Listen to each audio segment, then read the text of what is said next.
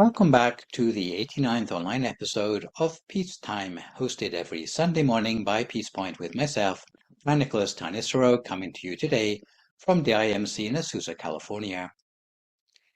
In the previous session, we looked at You Are Respected, and today we return to our journey through an anthology of important suttas from the Buddhist scriptures by looking at the Mahāsatipaṭṭhāna Sutta. I estimate today's session will run to about an hour and 10 minutes, with a 30-minute break halfway through for some meditation. So as usual with our chosen sutta, we will work our way through the sequence of sources, sutta name meaning, interlocutors, place names, and overview, before looking at the main body of the manuscript itself and some of the important issues the sutta raises. So today we are looking at a sutta which has two versions. If it is the Mahāsatipaṭṭhāna Sutta, it comes from the Digha Nikaya and is referenced D2 290 or DN 22.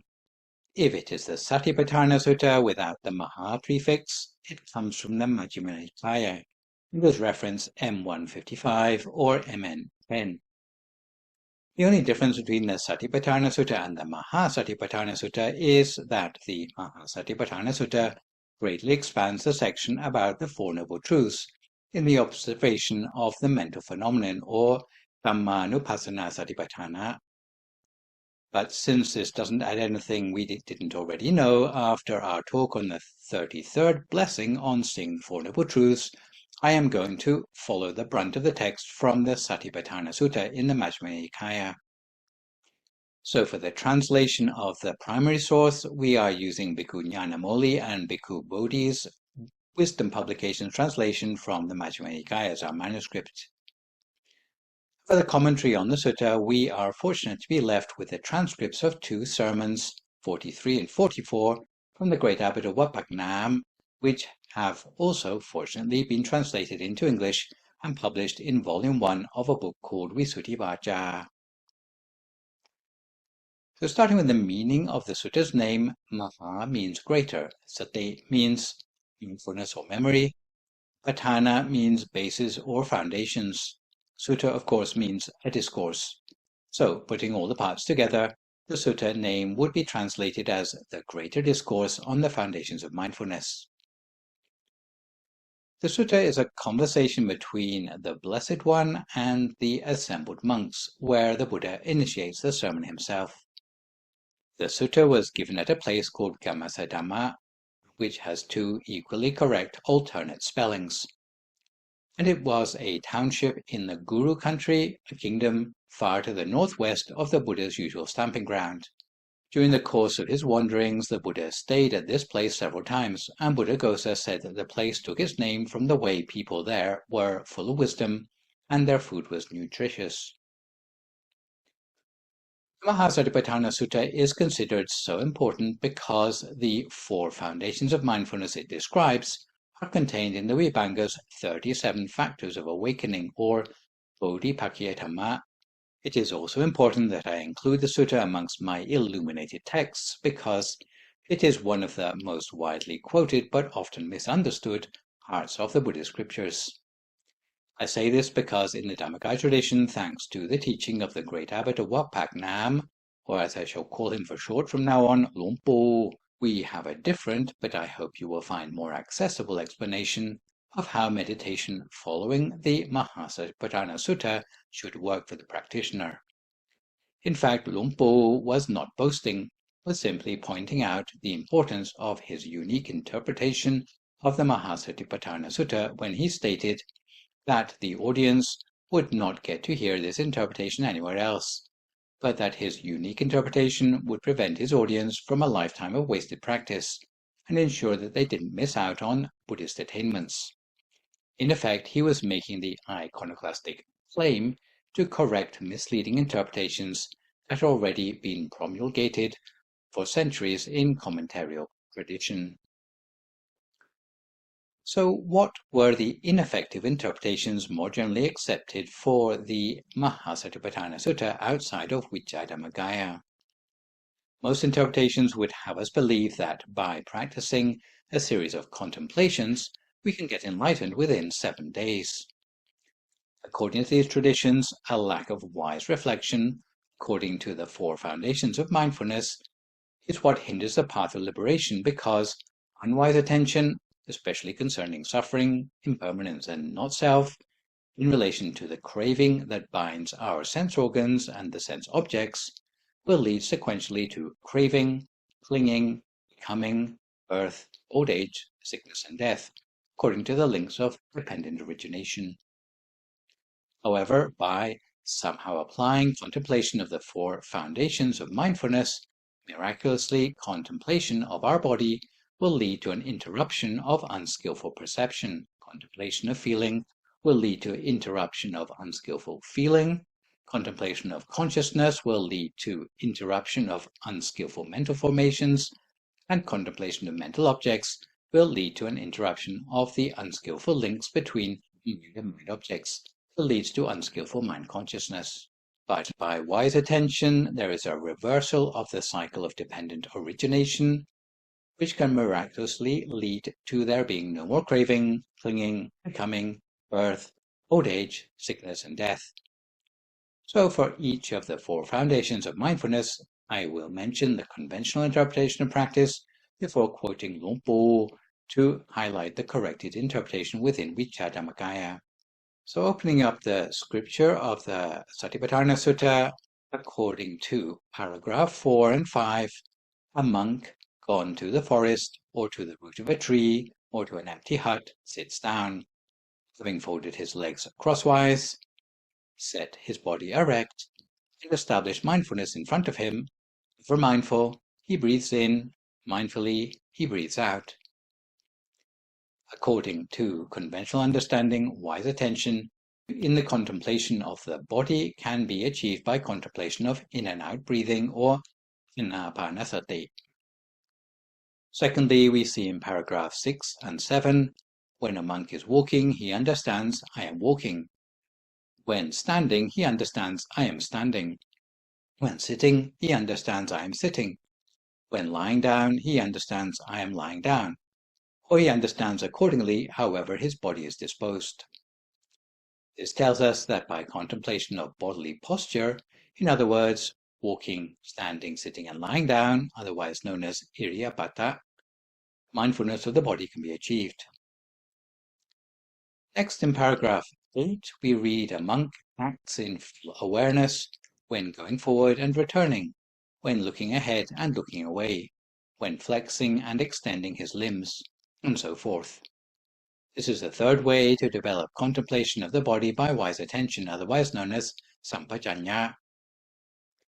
Next, we jump to paragraphs 10 and 11 to see a monk reviews the body up from the soles of the feet and down from the top of the hair, bounded by skin, as full of many kinds of impurity. This is the 4th way to develop contemplation of the body by reflection on the loathsome parts of the body, or patikula manasikara. In other words, the teeth, skin, and flesh, and so on, as seen in Pali passages such as Nati imasaming kaye kesa loma nikpa danta tacho. On loathsomeness, anyone who is familiar with the ordination procedure will know that the preceptor always teaches the 5 objects of impurity, or panchaka klimatana, as a basic meditation to new monks. Concerning our hair, the preceptor reminds young monks that we must study these 5 parts of the body from the point of view of loathsomeness, that our body is not beautiful, but in fact is only tolerable because we wash every day. For example, if we didn't wash our hair for a week, then we'd know ourselves how unattractive our hair can get. Or if we find a hair in our soup, even if it's from our girlfriend, the hair doesn't seem to be quite as attractive as when it was still attached to the head. So there's no part of the body which is intrinsically attractive or beautiful. In fact, if we see the real nature of our body as loathsomeness, this awakens some sort of mindfulness in us as well. Next we jump to paragraphs 12 and 13 and see a monk reviews this same body, however it is placed, however disposed, as consisting of elements. Thus, in this body there is the earth element, the water element, the fire element, and the air element. So the fifth way to contemplate mindfulness of the body is reflection on the body according to its component elements, otherwise known as dhatu manasikara. Sometimes if we see the body in its entirety, then we fail to see how the body really is. So the Buddha encouraged us to imagine that we see the body in terms of its elements, not any elements of the periodic table, but in terms of the ancient elements of earth, water, fire, and air. For example, the more solid parts of the body, such as bone or cartilage, would be included in the element of earth, or the fluid parts of our body, like blood, would be included in the element of water, or the gaseous parts of the body, like wind, would be included in the element of air, and the warmth in the body would be included in the element of fire. If you contemplate your body according to its separate elements, then again it helps you to be released from bodily attachment. Next we come to the paragraphs 14 down to 31 and see, as though a monk were to see a corpse thrown aside in a charnel ground, 1, 2, or 3 days dead, bloated, livid, and oozing matter, he compares his own body with it, that this body of mine is of the same nature. It will be like that. It is not exempt from this fate. So this is the sixth and last method for the contemplation of the body, where we are encouraged to reflect on the 9 stages in the deterioration of a corpse, otherwise known as nawasi watika. Shortly after death, the body turns blue and decomposes, until eventually all it is left is a heap of bones. Reflecting on this inconvenient truth is known as a graveyard meditation. It's not supposed to encourage us to be morbid, but the idea is to confront our own sense of mortality. It's supposed to be especially useful for young monks who still feel attachment to the beauty of the body, their own or that of others. So what we learn is that conventionally there are many different ways of developing mindfulness of the body in the body.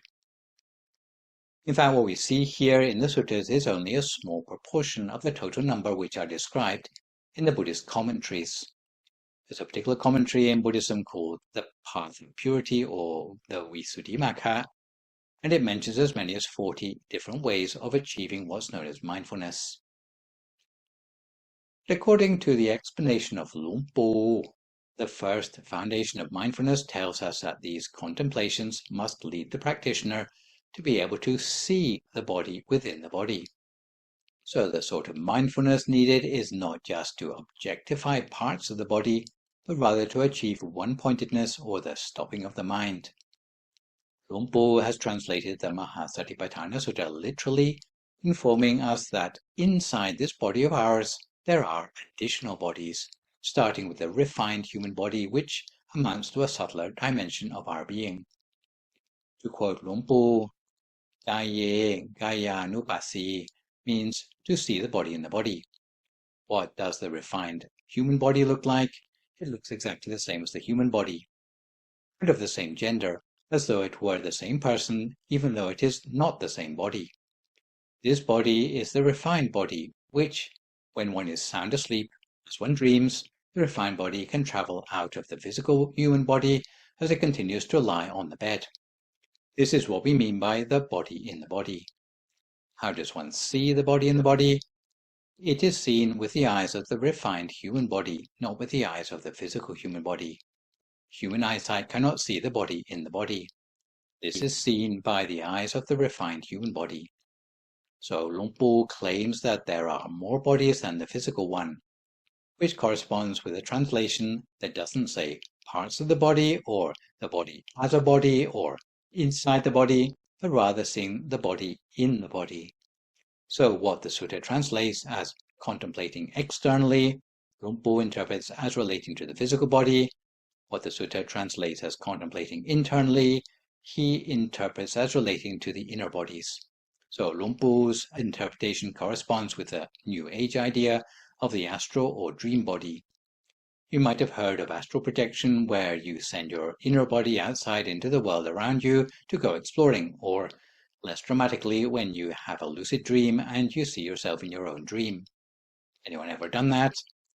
So you're still looking through your own eyes in the dream, but you get a remote view of yourself going around as one of the characters in your dream. The sort of appearance you have in such lucid dreams is that you are handsome or beautiful, a little more youthful than you are in reality. This is the same experience of the refined body that is the first layer in of the body in the body. Rather like an onion or a Russian matryoshka doll, has many different layers on the inside.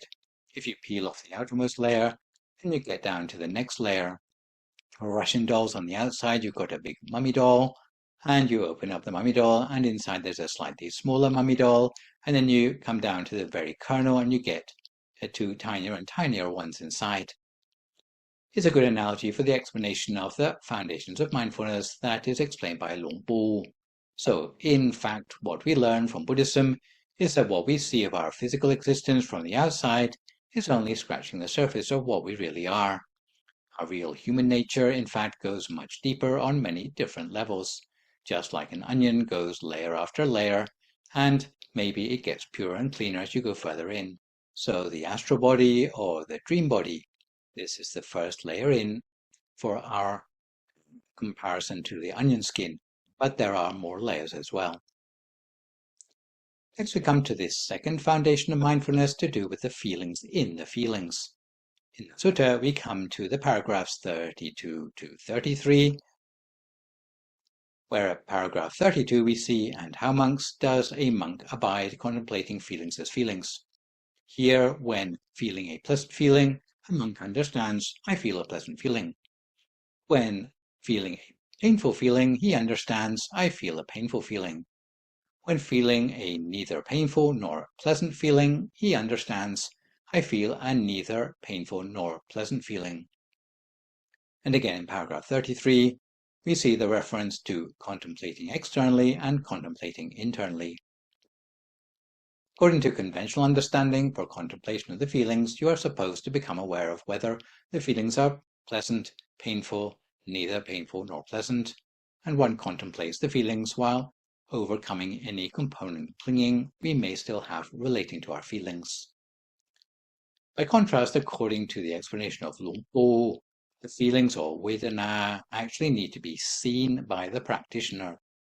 So, in his words, the second foundation of mindfulness is spoken of in terms of Vedanasu Vedananupasi Viharati Atapi Sampajanyo Satima Vinaya Loke Apicca Domanasang.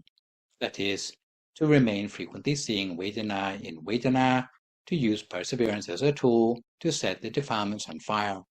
It is to be attentive, to be mindful, to not go astray, and to abolish covetousness and dejection in the world, not letting them enter the mind.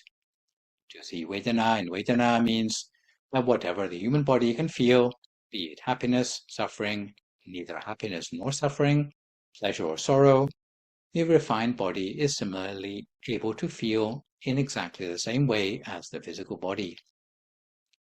The three types of Vedana can be truly seen in a transparent, spherical form. When the Vedana is one of happiness, the sphere will be clear. When it is one of unhappiness, the sphere will be misty or cloudy. When it is one of neither happiness nor unhappiness, the sphere will be moderately clear. How big will the sphere be when it is seen? When it is seen fully, it will appear as big as the sun or the moon. The Vedana sphere is this size. If it is not seen fully, it will be smaller and of varying size. So the second foundation of mindfulness tells us that there are feelings within the feelings, that each body has its own independent ability to have feelings, happy, unhappy, or neither happy nor unhappy. So it's almost like life on a different level within us, which has its own ability to perceive feelings for each inner body. Next, we come to the third foundation of mindfulness, which is to do with the mind in the mind. In the sutta, we come to paragraphs 34 to 35. At paragraph 34, we see, "And how monks does a monk abide contemplating mind as mind?" Here a monk understands mind affected by lust as mind affected by lust, and mind unaffected by lust as mind unaffected by lust. He understands mind affected by hate as affected by hate, And it continues in this vein for the mind that is in a state of delusion, focus, being able to enlarge, being unsurpassed, concentrated, or liberated. According to conventional understanding for contemplation of the mind in the mind, when the mind is in a state that possesses or lacks each of 8 qualities, so lust, hate, delusion, focus, enlargement, unsurpassed, concentrated, liberated. By contrast, according to the explanation of Luang Por, it's not just a case of merely recognizing qualities of mind in contemplation. You have to actually see them with the inner eye. The way the mind is affected by each of those mental states for each of the inner bodies, which also has its own mind. So, within each body there would be a sphere of cognition or knowledge, which, from what we understand in the Dhammakaya tradition, is that the deeper you go, the more refined the mind becomes for a particular body. So, not only do you get a body which looks more handsome than before, but you also find a capability or a faculty of mind which is more refined, more subtle, and a little bit closer to the truth about life in the world. So, according to Luang Por, on the subject of citte cittanupasi, he taught what is citta. The human citta sphere is the same size as the iris of the eye. When we speak of citta in citta, we are referring to the citta of the refined human body. When one sees this sphere, it can expand to the size of the moon or the sun. The citta sphere of the refined human body is inside the citta sphere of the physical human body. The citta sphere consists of 4 spheres of the mind. The vijnana sphere has the same size as the pupil of the eye. The citta sphere has the same size as the iris. The sanya sphere is larger. The vedana sphere is larger still and is outermost. Then comes the sanya sphere, followed by the sankhara sphere, and finally the vijnana sphere, which lies at the center of the sankhara sphere. The vijnana sphere has the same size as the pupil of the eye. The sankhara sphere, or citta sphere, has the same size as the iris. The sanya sphere is larger than the citta sphere and has the same size as the eyeball. The vedana sphere is larger still and has the same size as the eye socket. There are altogether 4 spheres. The vision element lies in the center of the body sphere. The memory element is in the center of the heart sphere. The thought sphere is in the center of the citta sphere. The knowledge sphere is at the center of the vijnana sphere. The elements of vision, memory, thought, and knowledge are altogether 4. The vision element is where seeing is situated. The memory element is the place for memory. The thought element is the place for thought. And the knowledge element is the place for knowledge. Therefore, citta is a clear, transparent sphere, having the same size as the iris of the eye. Bhakati-mano means the normal state of the citta is that of bhavanga citta, which is like clear water. The bhavanga citta itself is as clear as a drop of pure water. Once it is contaminated with lust, it appears red, as if mixed with red-colored water. Once it is contaminated with hatred, it appears green or black. Once it is contaminated with delusion, it takes on the appearance of muddy water. The citta itself pure and clear, but becomes cloudy. So, it is fascinating here that Luang Por refers to the bhavanga citta, or unadulterated state of mind, which we recognize from the scriptures, especially the Abhidhamma, as something which you can aspire to in your meditation practice, as a trailhead to further attainment in meditation. The other thing to notice is that Luang Por designates the understanding of the aggregates from 2 through 5 as being functions of the mind arranged in concentric spheres to govern the mental processes of perception, memory, thought, and consciousness. So having reached something like that for today, let's take a break and settle ourselves for 30 minutes of meditation, which today is a recent recording of the meditation entitled The Taming of the Wild Horse. If at this time you would like to find a comfortable sitting position for yourself as you listen to my guidance.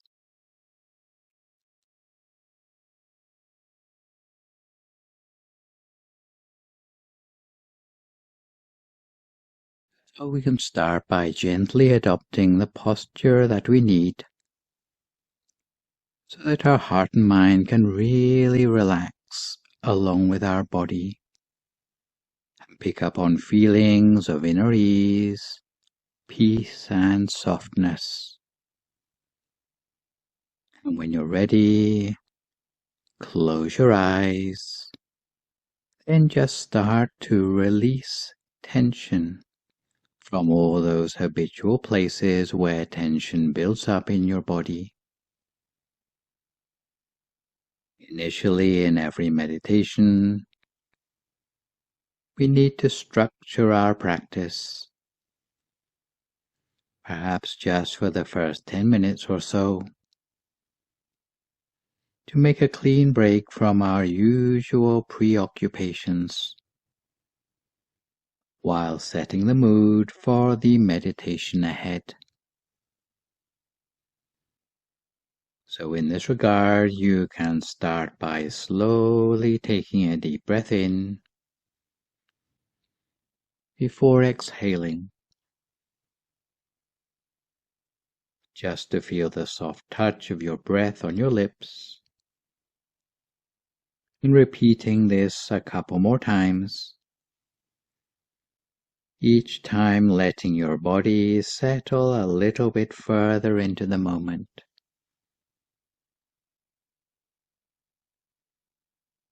Let your breath flow naturally as you feel its ebb and flow.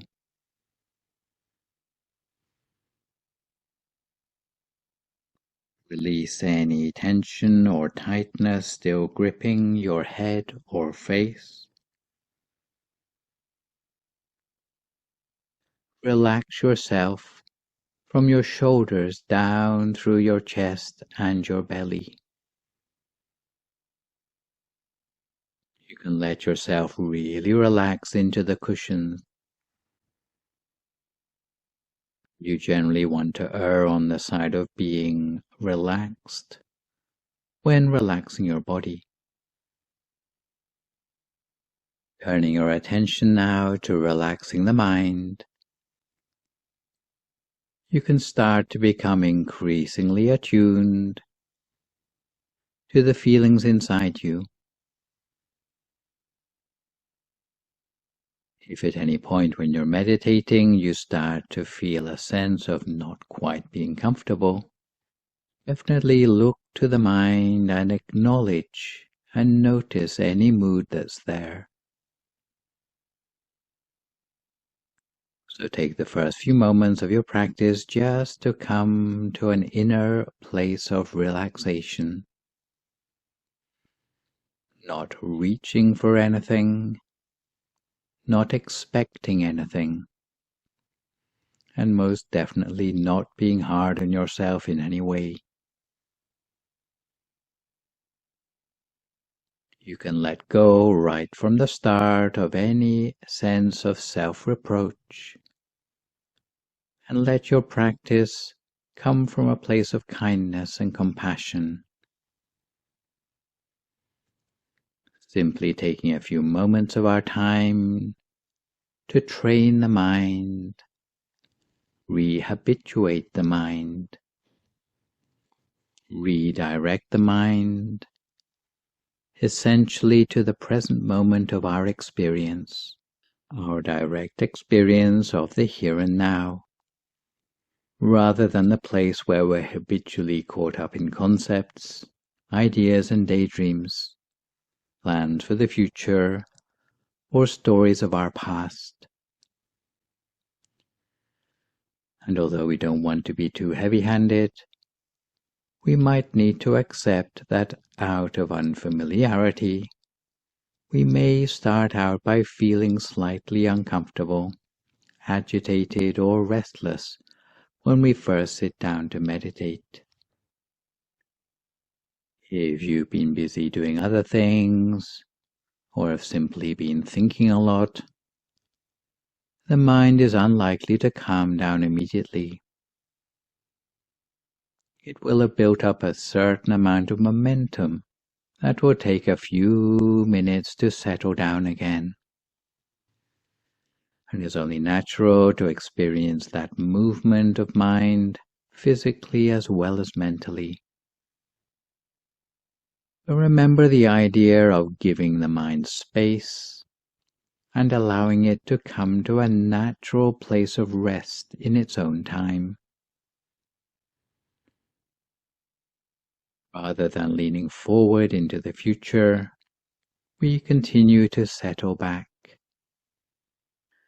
As your nervous system begins to settle into this nice sense of a decluttered life, with nothing to do, and no one to be. So really withdrawing the mind away from the future and the past, away from worries and preoccupations with the significant others in our life. Similarly, we peel the mind away from any moods that might make us feel uncomfortable. There are many different moods that we can feel as we are meditating. Sometimes we can end up feeling bored or longing or annoyance, but if we observe the feeling without reacting to it, giving it space, instead of trying to push it out of our awareness, but at the same time making space for something more positive, this practice can be one of being with this one unique moment of our life, one moment at a time, and letting ourselves wholeheartedly be here with the vitality of our body and breath.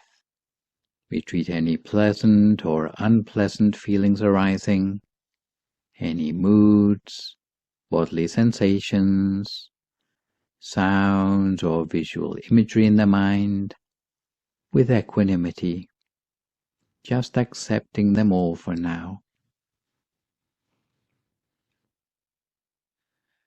Now that we have relaxed ourselves both in body and in mind, we breathe in slowly and make a mental note of the turning point of the breath inside the stomach. Once we've taken note, from here on in we can just forget about the breath. The turning point of the breath in the stomach is the center of the body, which is where we're going to rest the focus of our attention. We're going to place the awareness, the mind, at this point. It's right here at the center of the stomach.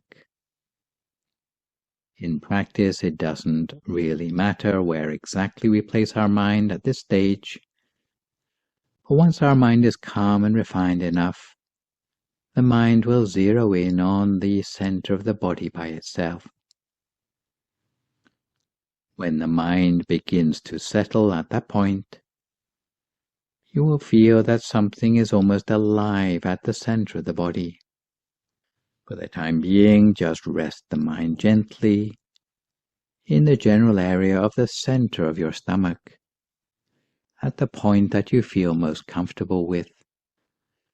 The way you place your mind at the center of the body is as gentle as if you were floating a needle on the surface of some water, creating not a single ripple on the surface, while not letting the needle sink. That's how you're going to place the mind at the center of the body very gently. And to help keep your mind in place, you can picture the image of the sun shining in your mind. The same sort of sun you might see if you were walking at the seaside and saw the sun on the horizon, shining bright, clear and round. Visualize without making any effort, because it is the natural ability of the mind to picture things internally. Whenever we think of anything, a picture of that thing will arise in our mind. That's the way we visualize the shining sun at the center of the body. And we continue to rest our awareness there with the inner sun at the center of our body the whole of the time. If thoughts interrupt our meditation, we do our best to ignore them rather than elaborate on them. If we find the mind is plagued by thoughts, if we find our brain is like the proverbial hamster wheel, then we might find it useful to make use of a traditional mantra, such as hearing the words Samma Arahang, Samma Arahang, Samma Arahang, coming up from the center of our body, over and over again, until the mind starts to gain independence from those thoughts, until the spaces between the thoughts start to last longer than the thoughts themselves. Just because you sit for a few minutes each day doesn't mean that you'll immediately master the mind and be able to turn a corner on your old habits. It's not to say you won't sometimes experience those aha moments when you realize what it is that you've been doing. But the process will likely be a gradual one, where each day you enter the zone a little bit more easily, with a little more clarity, and in doing so, you'll manage to avoid many of the habitual reactions that stress you out. This is what it means to have awareness, to see the mind with absolute clarity. Those who are new to meditation often make the mistake of searching for some kind of experience, or want to be rewarded with some sign of progress or fruition. But peace of mind or insight will always be elusive if we are struggling to find it. But if you can bring a sense of genuine captivation and curiosity to your meditation, then it doesn't really matter what those qualities are. It's because they become a part of the meditation, part of that which is observed. A quality that can be described as gentle curiosity. When this becomes part of your approach to meditation, you'll notice that the mind feels very open. The idea of approaching meditation with a gentle curiosity implies a sense of soft, open, patient interest. It's perhaps the way you might quietly watch a wild animal from a hidden place, without letting on that you're there. Because you're so engaged, you're 100% captivated by what you're watching, while trying not to influence the result. You merely remain aware of the immediacy of the moment, free from impatience, but content just to watch the mind as it is. The thing to remember about clarity is that what needs to become clear will naturally become clear.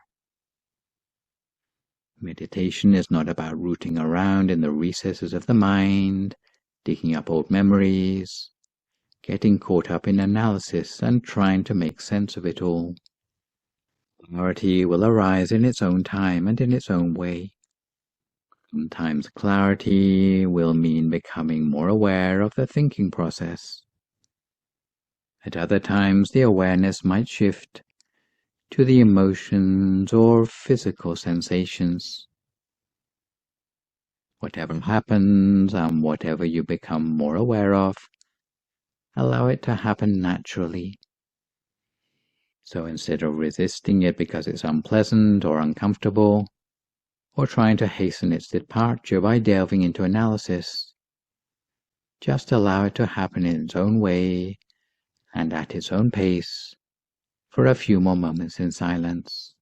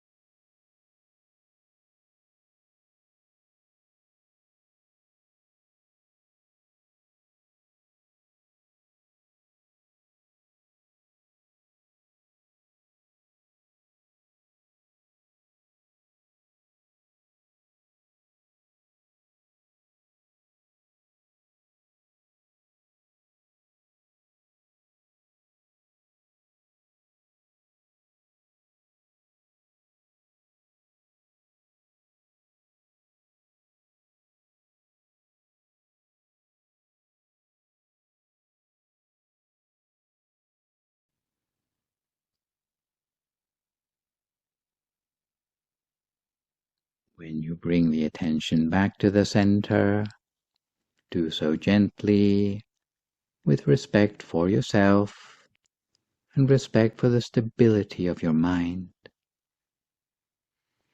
When different feelings or bodily experience arise in your practice, whether it be warmth or tingling in the body, we can observe that direct experience, watching it and allowing for it. It is awareness that matters. What we're aware of doesn't matter so much. Whatever is actually happening internally and externally in the present moment. If it is extraneous sounds, then just hear them as if the sound originates from your center. The mind wanders away or daydreams. We just become more aware of the mind wandering and bring it back again to the center without making a fuss. In such situations, it may be useful to remind ourselves of the analogy of taming a wild horse. Instead of rushing or forcing your mind to obey, imagine a wild horse on the other end of a slack rope that you're holding. You give the horse all the space it needs. In the beginning, it will buck and strain with all its might, but eventually, if you don't let go of the rope, it will tire itself out and calm down. At this point, since the horse doesn't feel as though it's trapped or pinned down in any way, while it still runs free in the field, you keep a watchful eye on it, holding on loosely to the end of the rope. But as time goes on, you gradually shorten the rope. If you do this gently enough for the wild horse, it won't even notice the difference. It will feel as though it still has all the space it needs. Little by little, you coax the horse closer, all the while keeping an eye on it, but giving it enough space to feel at ease and not too nervous. In the same way, we charm the mind back to the center of the body, until it feels captivated just to stay at the center. So we continue in this way, gently training the wild horse of our mind, lightly and gently, until we come to time for some loving kindness meditation.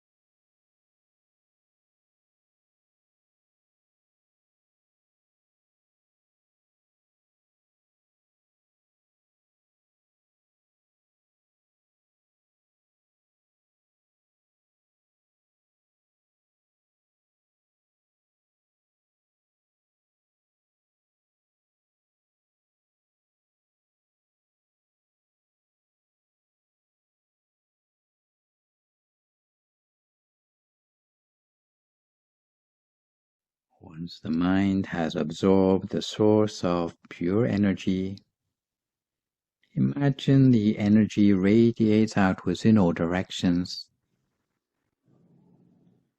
Gently visualize the pure energy taking the form of a crystal sphere, growing larger to cover our entire body, reaching out to our whole family, our neighborhood, and everyone in the world. No matter who they are, we emanate a positive intention with a growing pure energy, full of love and compassion towards all. For those with suffering, may they be free from sadness and pain. For those with happiness, may they be happier still. Imagine that we also emanate a positive intention to everyone in the country, neighboring countries, all continents, the entire globe, and beyond, wishing everyone everywhere be well and happy, dwelling in peace. Even in the darkest night, the starlight can shine through. Even in troubled times, there can be a silver lining. Even when things around us have gone awry, yet our mind can re-engage with happiness through the practice of meditation. So may all human lives be filled with empathy toward one another, freedom from stress and anxiety, freedom from worry and irritation, freedom from sickness and danger. We share this peaceful energy for the benefit of our ancestors, family members, and friends, whether they are still with us or those who have already passed. May they all feel cleansed by hope and joy, while being sheltered against sadness, sickness, sorrow, and danger. May all sentient beings be free from distress. May the growing stream of pure energy dispel any harmful elements from the bodies of all sentient beings on the planet, as if the whole earth were being refined and turned pure and crystal clear, as we can reach further towards unity and harmony in the world, as we lead the world into a new era of integrity that emerges from the pure energy, with freedom from harm and aggression. May this pure energy protect the world from all physical and mental impurities, as we sit and make wishes for ourselves or others for the last few moments of our meditation together in silence.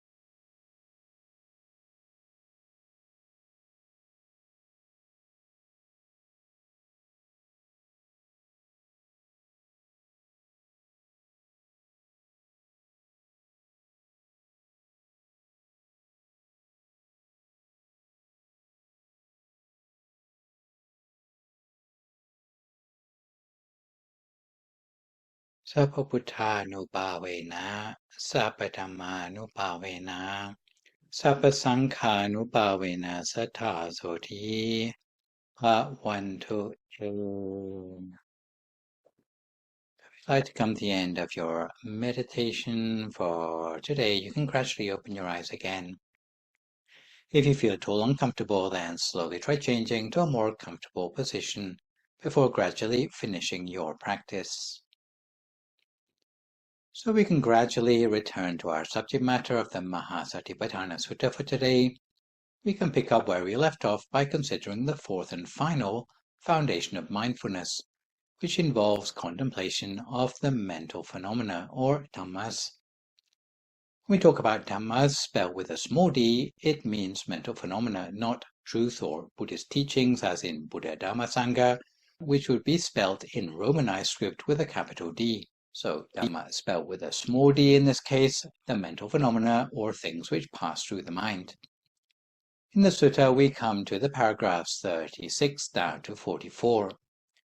Paragraph 36 we see, and how monks does a monk abide contemplating mind objects as mind objects. Here a monk abides contemplating mind objects as mind objects in terms of 5 hindrances. From paragraph 38 onwards, the 5 clinging aggregates. From paragraph 40 onwards, the 6 sense spheres. From paragraph 42 onwards, the 7 awakening factors, and from paragraph 44 onward, the 4 noble truths.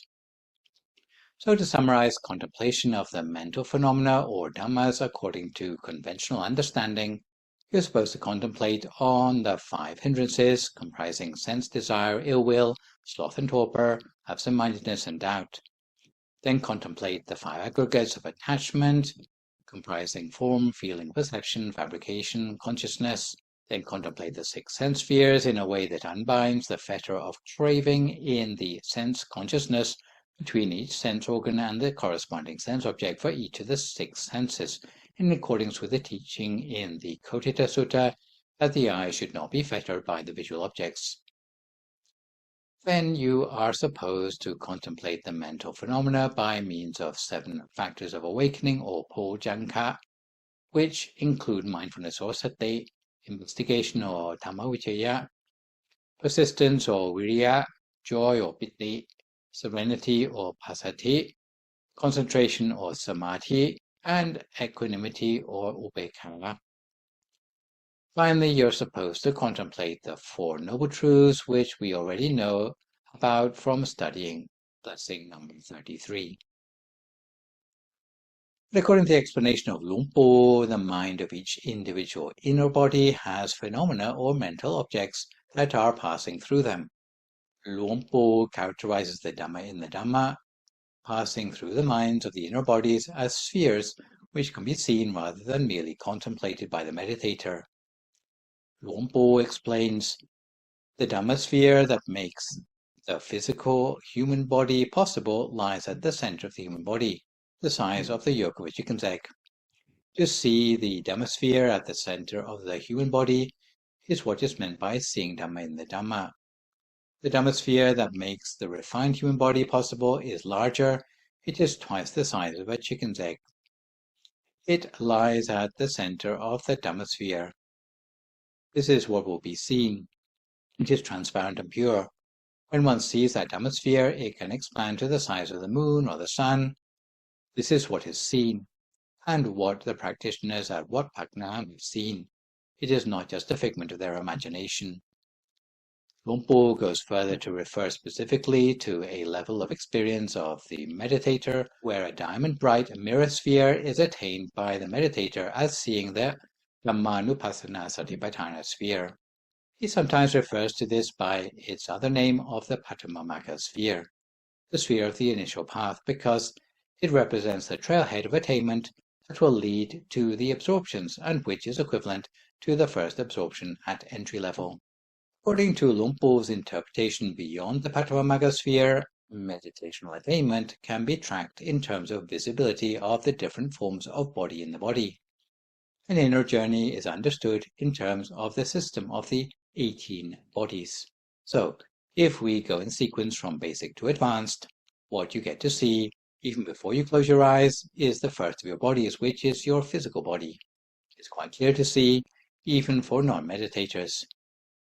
So you have certainly attained that one already, just by being born at all. What you may not know is there's another 17 bodies inside the physical body, which you come in contact with if you progress through the meditational absorptions.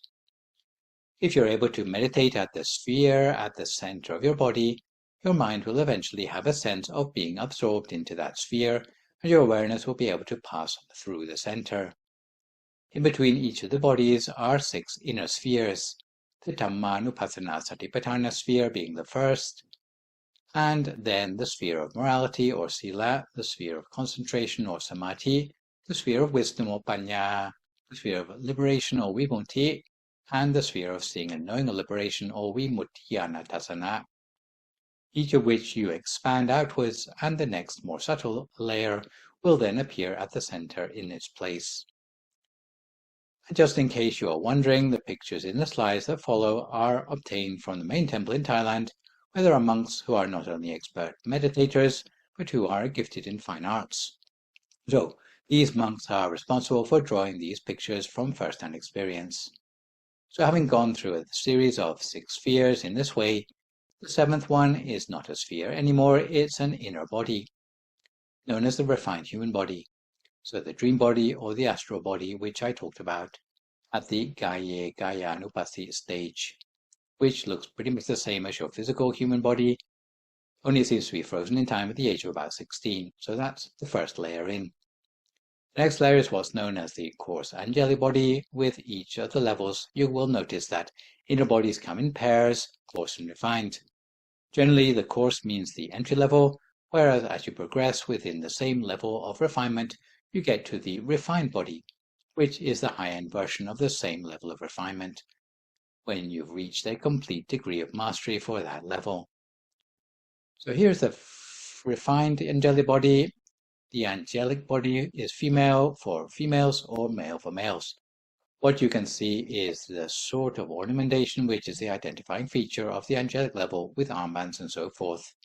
From there we come to the coarse form Brahma level, where the inner bodies transcend the male and female distinction. At this sort of godlike level, as usual, there are 2 levels of this form Brahma, coarse and refined. Here is the refined form Brahma level. One step further is the coarse formless Brahma body, where formless doesn't mean with no form, but it means yet more refined than the form Brahma level. Here is the refined formless Brahma level. Beyond that, we come to what you would recognize as being like a Buddha statue, a body of enlightenment, rather similar to the Buddha statues you see in our temple branches. The reason being that our Buddha statues are based on an attainment rather than a historic personage. It is a body of enlightenment otherwise known as the Dhammakaya, which is also the origin of the name of our temple and organization. It is based on the meditation experience which we hope everyone will attain one day. On the level of the body of enlightenment, there's not just one level, I should add. There are 10 levels of Dhammakaya, which start with the switchover or Gotrapu level and continue with the levels otherwise known as the paths and fruits of nirvana that I've mentioned previously, and comprise stream enterer, once returner, non-returner, and arahant, each with coarse and refined versions, to give you a total of 10. Since according to the Dhammakaya understanding of meditation, a meditator's attainment leads not only to the arising of a body, but also has all the senses and knowledge associated with that body, when the meditator looks at something with the eyes of, let's say, an angel or of a Buddha, they will see things according to a reality which is much more accurate than could be seen with the eyes of their physical human body. This is the origin of the special seeing referred to in the etymology of the word vipassana. What one sees in one's meditation at this point is not a figment of your imagination anymore, but it's based on a more subtle reality because you have a different platform upon which you are actually obtaining knowledge about the world. You're not suddenly using a different sort of vipassana meditation, but the special seeing is an inbuilt stage of maturation of the meditation which you have reached at this point. So how does practice according to the 4 foundations of mindfulness manage to change us? Even according to the Mahāsatipaṭṭhāna Sutta itself, practicing the 4 foundations of mindfulness in an ardent, attentive, and mindful way will change us because it will allow the practitioner to eliminate covetousness or avijja and lamentation or domanasang from their lives and allow them to reach their spiritual destiny. Luang Pu went further than this to say that practicing the 4 foundations of mindfulness until attaining the final inner body will allow the practitioner not only to gain liberation from suffering, but also to get out from under the delusion as to the nature of reality inflicted on us by the Maras. So, we become able to see life according to reality. Conventional human eyesight only enables us to see the world in a very limited way. We can see only in one direction at a time, and we can only see outside ourselves. We can't see on the inside, and we are limited to the present time. But once we start to make use of the inner bodies, the deeper we go, the more liberated we become from these limitations. Using the eye and the mind of inner bodies of enlightenment, we become able to see in 360 degrees at once, and also to see into the past and future, as well as the present. So it's a more powerful vision than we have in our conventional existence. Gaining such inner vision means that there are no longer any nasty surprises waiting for us round the corner. We learn how to deal with life in a realistic way. In fact, this delusion which we're up against is not just something which comes along as a byproduct of existence, but, according to Luang Pu, there is something trying to interfere with our quest to find the truth about life and the world. It's just like whenever we try to do good and wholesome things in our life, we always run up against resistance. The same thing happened to the Buddha when he was trying to reach enlightenment. So in the biography of the Buddha, we see very dramatically a whole army of personified so-called Maras trying to frighten the Buddha from reaching enlightenment, to drive him away from the foot of the Bodhi tree before he was able to reach an end of suffering. So in the Buddha's life, the Maras are personified as demons, so that you have one main Mara character, and you've got all his lackeys in the form of handmaidens and troops assisting him. Some understand a more subtle meaning of the word Mara as a sort of dark, invisible force that is causing the resistance to goodness in the universe. In some circles, it's understood as the ego. In other words, it's part of us. In this respect, we have met the internalized Maras in some of my other lectures as the 5 gremlins, most of which are inbuilt in our psychophysical constituents because we're made up of both good and bad, but generally the bad side of us gets the upper hand the whole of the time. So what we are trying to do when we are cultivating ourselves is to try to vanquish the Mara from within ourselves, so that we can bring the good side to the fore and access the real wisdom that's in there somewhere if it wasn't for the way the Maras have insidiously covered it over. According to the great abbot of Wat Phra Nam, he saw the Maras as an existential problem in the universe. Personally, he wanted to defeat the Maras at their source. But for the rest of us, however, just to liberate ourselves from their influence is already a huge achievement. What Luang Pu said was the ideal outcome of following practice according to the Mahāsatipaṭṭhāna Sutta is to follow the pathway through the body, in the body, all the way to the last body, which would mean breaking free from the influence of the Maras completely. In the meantime, before we reach that point, Luang Pu reminded us not to get waylaid and distracted by other optional demands of the lay life, such as raising a family. So to conclude, it seems to me that there are 4 important issues raised by the Mahāsatipaṭṭhāna Sutta: the importance of the shared spiritual path, the difference between seeing and contemplation of the foundations of mindfulness, the possibility of attainment within 7 days of meditation, and why the body in the body teaching does not seem to be mentioned more widely in the scriptures. So to start with the importance of the shared spiritual path, or Ekalyana Magga. So although I have issue with the translation of Ekalyana here as direct, or in some other places as only, what we see in the final paragraph of the sutta are the words, "This is the direct path for the purification of beings, for the surmounting of sorrow and lamentation, for the experience of pain and grief, for the attainment of the true way, for the realization of Nibbana, namely the 4 foundations of mindfulness." What this teaches us is that although there may be many different starting points for practice, for example, mindfulness of the breath, mindfulness of the 4 postures, wise reflection or contemplation of the loathsomeness of the body, But after achieving one-pointedness of the mind, or the stopping of the mind, as Luang Por would call it, the different practices converge into a single path through the center. In his usual literal interpretation, Luang Por didn't consider the Ekalyana to be a metaphor, but an actual path for purification of beings that extends from the point where those hindrances are overcome through the inner spheres and inner bodies all the way to the Arahant inner body. It is an inward middle way, ending in nirvana.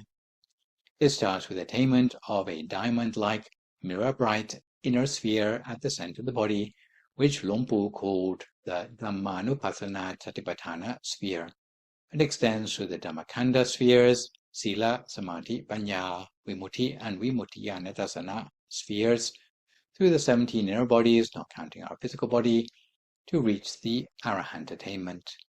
The second issue this sutta brings up is the comment Luang Por made about the true meaning of the word vipassana, that seeing and knowing are not the same thing, and that the special seeing, that is the true meaning of the word vipassana, is seeing done with the eyes of the refined human body and bodies more subtle than this, rather than merely contemplating ideas about the 4 foundations of mindfulness.